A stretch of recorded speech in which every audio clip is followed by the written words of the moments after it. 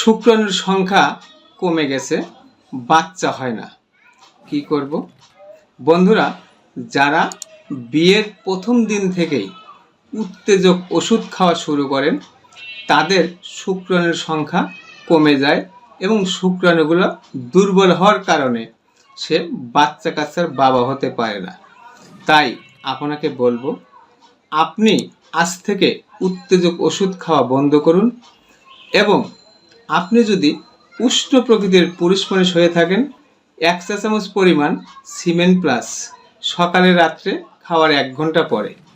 আর আপনি যদি শীতল প্রকৃতির পুরুষ মানুষ হয়ে থাকেন, 1/2 চা চামচ পরিমাণ ইজি স্কিন কেয়ার অল্প একটু গরম পানির সাথে বা গরম দুধের সাথে মিশিয়ে সকালে এবং রাত্রে খাওয়ার পরে কিছুদিন খেলে আপনার শুক্রাণুর সংখ্যা বৃদ্ধি পাবে, বীর্য ঘন এবং গাঢ় হবে, আপনি বাচ্চার বাবা হবেন। তবে আপনি কখনোই কোনোদিনও যৌন উত্তেজক ওষুধ খেতে পারবেন না।